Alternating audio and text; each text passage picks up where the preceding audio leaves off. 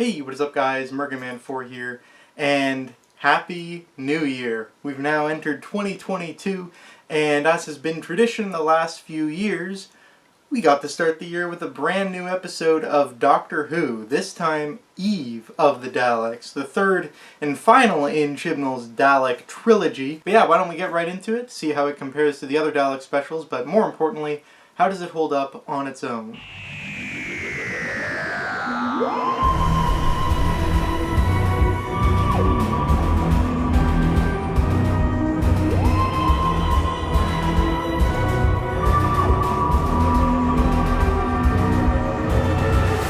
So right off the bat, this episode makes it very clear that this is a smaller scale story. After the massive, crazy madness that was Flux, this is a really refreshing palate cleanser.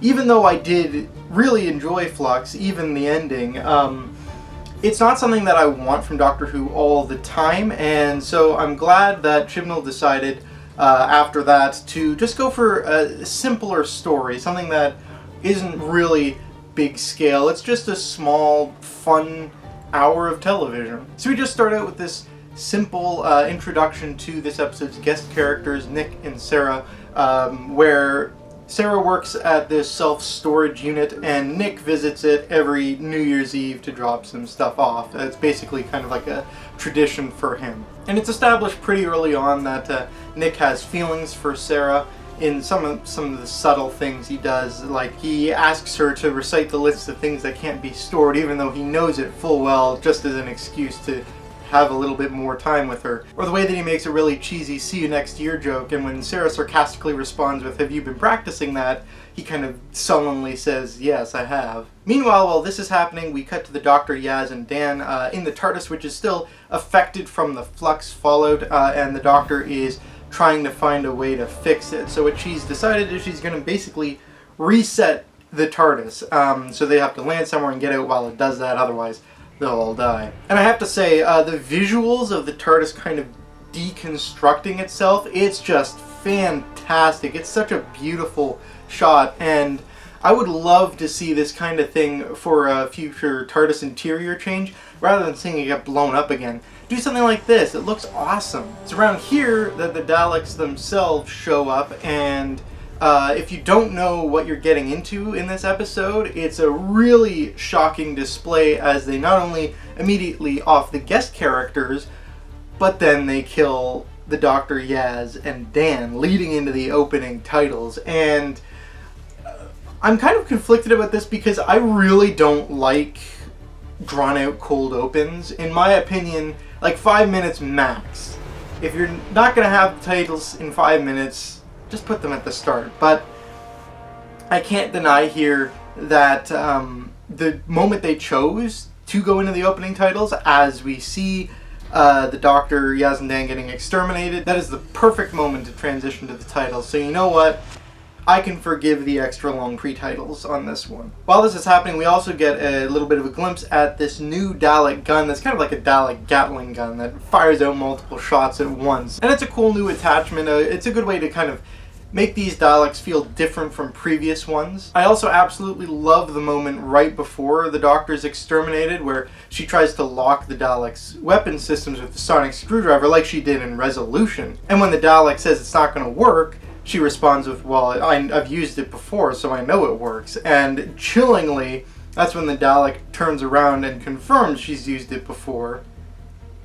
Because Daleks learn and adapt. And it's just 2 words, Daleks learn. But it really summarizes why the Daleks are such a terrifying opponent to the Doctor, why they keep persisting. Because they continually adapt and overcome. And you can't always rely on the same weaknesses to defeat them every single time. You're constantly going to have to change your tactics as they change their tactics. And it's stuff like this that makes me feel like Chibnall has such a strong grasp on the Daleks. Things like this are really lacking in Moffat's era, so I found it really refreshing to have that kind of thing back under Chibnall. But anyway, after the opening titles, that's when the whole premise of the episode, the time loop, is properly introduced. And it's kind of crazy that Doctor Who, being a show that's known for time travel, has never actually done a time loop episode before. It has done time loops as parts of episodes, but never as like in a whole Groundhog Day style, doing the whole story based on a time loop. So it's surprising it's taken nearly 60 years for it to do that. But what I really like about this too is it's not just a simple time loop, it's got a bit of a twist on it in two cases. One, each loop gradually gets shorter than the last. They lose a minute after each loop. And two, the Daleks are an external force that can actually penetrate the time loop. So not only are the Doctor and co having to face the same event over and over again, the Daleks are actually able to infiltrate the loop and add more Daleks as the episode goes on. So it's a great way of increasing the tension and building that up throughout the episode. One thing I did find odd though, and maybe I missed it, but I didn't find it on either of my rewatches.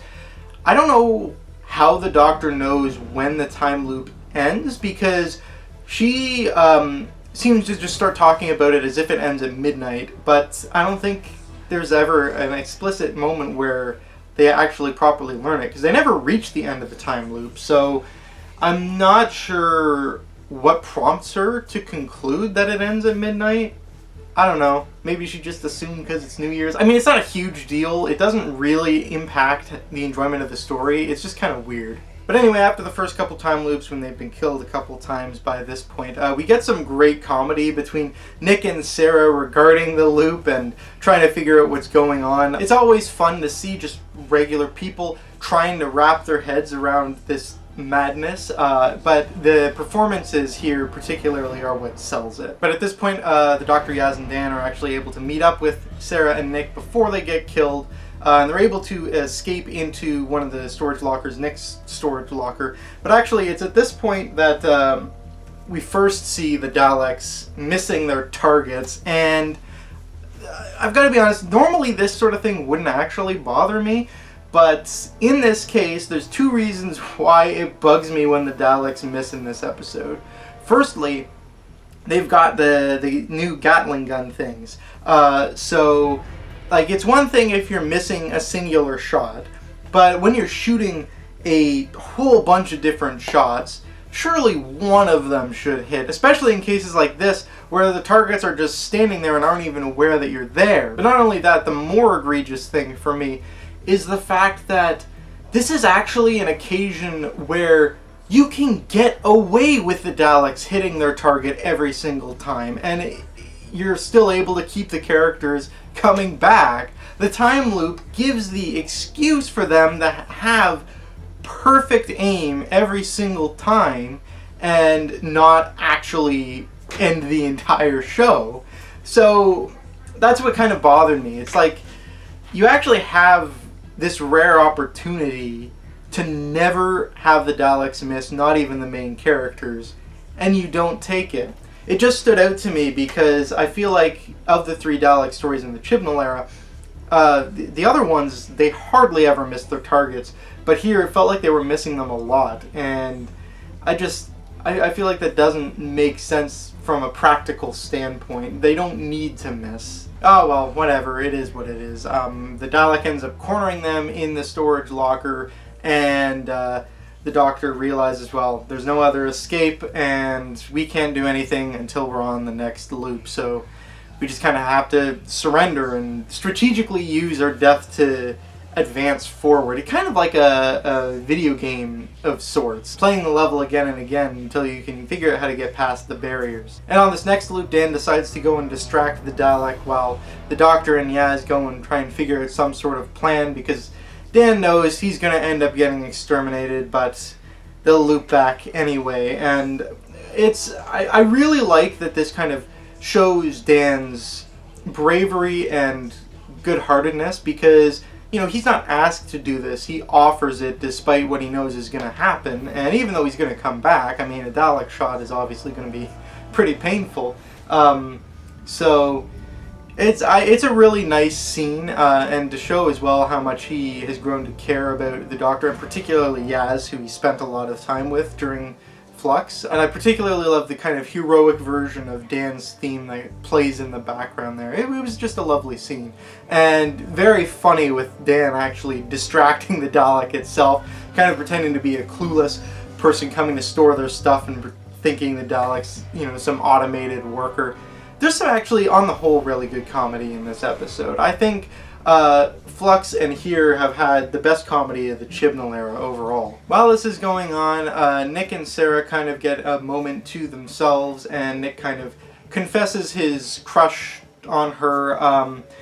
But I did find this a little bit weird because it's kind of implied that he only sees her once a year on New Year's, and he says he's had a crush on her for like 3 years, I think he said. So that means, if that's the case, he has seen her for a couple of hours once a year for 3 years. And I don't know, that seems kind of weird to me, to have a crush on someone that you interact with so little. But I don't know, maybe the dialogue was just worded weirdly and he does visit there more frequently. Either way, like I said, it was clear from the beginning that he did have a crush on her, and it is nice to kind of see him finally, admitting that out loud. But as Sarah points out, it is kind of weird that he would go on New Year's Eve specifically to see her there. And also there was that weird thing earlier in the episode where, like, the stuff he's storing is all of his ex's things. Because he has a lot of ex-girlfriends. That was a really weird thing, and they call him out on it. But as is also called out, is that he does have a good heart. He's a good-hearted weirdo, and Sarah mentions how those are usually the keepers. And it's around here that Yaz kind of gives a glance to the Doctor, and later Dan encourages Yaz to kind of talk about her feelings, and officially Yaz's romantic feelings for the Doctor has actually been explicitly brought up. Because this has been a thing that has been talked about in fandom for a while now, at the very least since Series 12. Well, for me personally, I didn't really see there being much indication of it until Series 13. In Series 11 and 12, I do think there is stuff that you can interpret as that way, but I don't think there was anything that was like, oh, this is definitive proof that she feels that way, because I feel like some people were acting like there was. But I think Series 13 was when it really started to, you could tell that she was kind of feeling like that, and now it's officially been confirmed, which I wasn't sure if they were going to do. I thought they might end up just leaving it ambiguous. And I am interested in seeing where this is going to go, but also a little bit concerned because I have never been a fan of the Doctor being in romantic relationships with their companions. I much prefer the Doctor being more aromantic, asexual. So I have no issue with Yaz having feelings in that sense for the Doctor. And I do actually like that she not only doesn't really reciprocate, but she kind of pretends like she doesn't know what she means, which I don't take to mean is like trying to dismiss her feelings, but rather she doesn't want to hurt her feelings by, saying, I don't feel the same way about you. That's my interpretation of it, and I feel like that's kind of where it's going to go, because obviously the Doctor has really strong feelings for Yaz, but not in that way as far as I can see.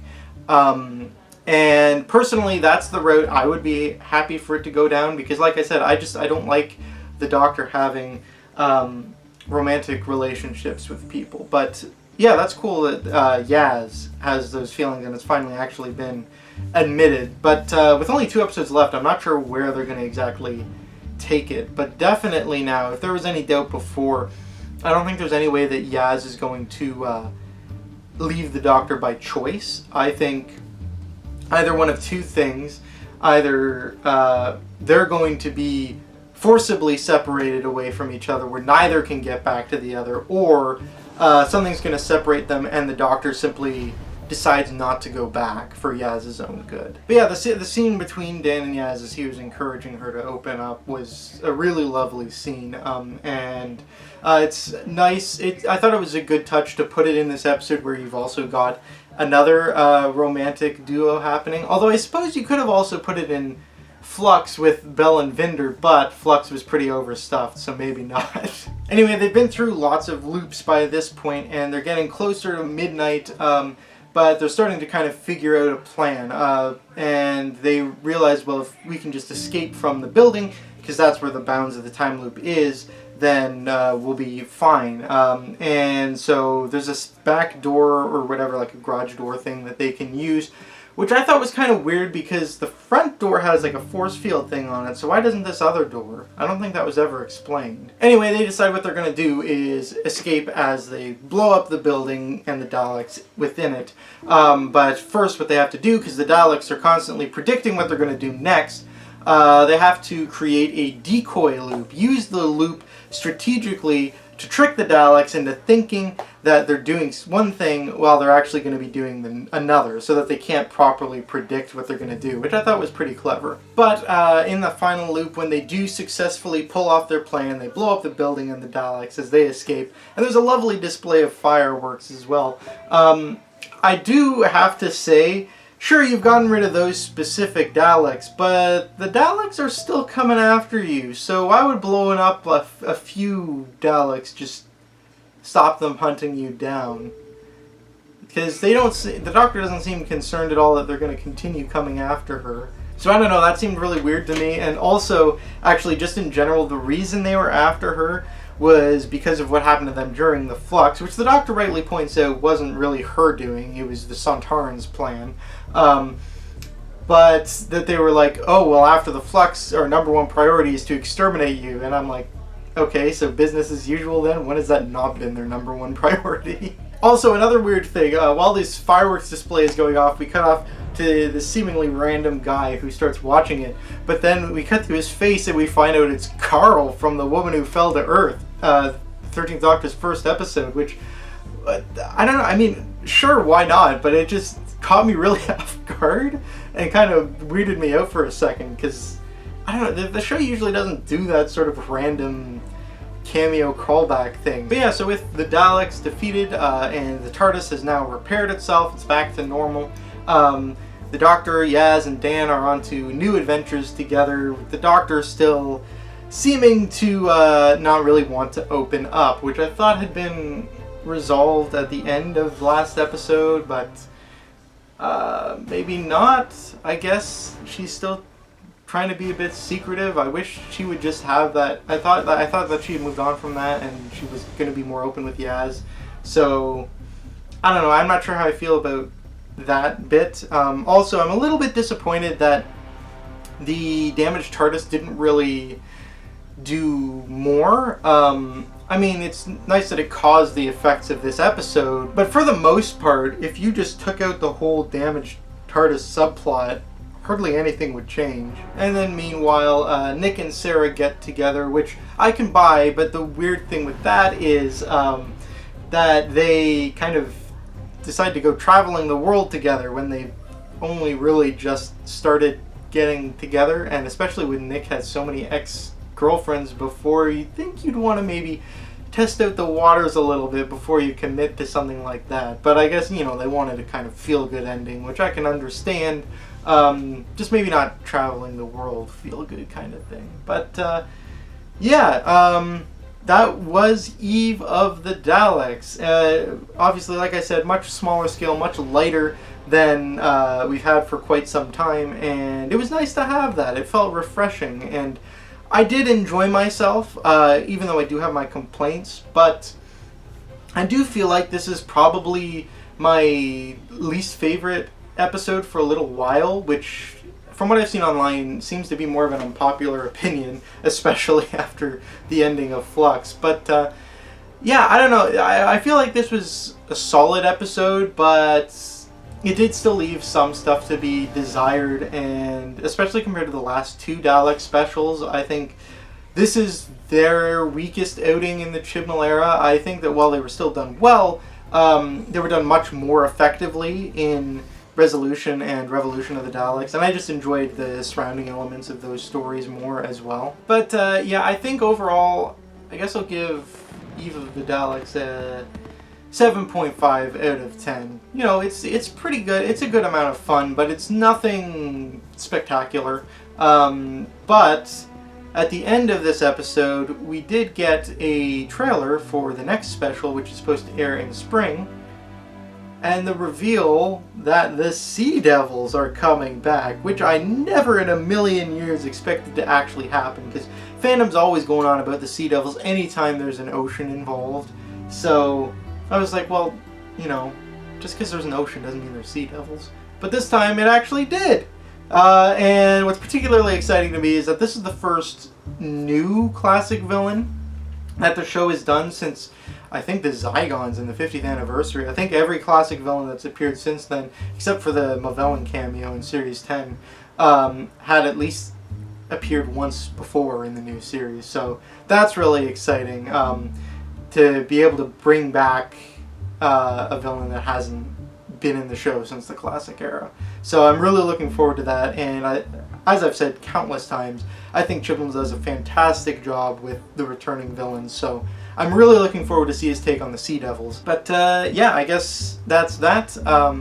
Happy New Year. I'm going to miss the New Year's specials if they do get rid of them and go back to the Christmas ones, honestly. I know a lot of people prefer the Christmas ones, but I actually think that New Year's, I love the idea of starting a new year with a new episode of Doctor Who, so I'd be pretty happy if they stuck with New Year's. So I'm going to miss them if they don't, and this is potentially the last one.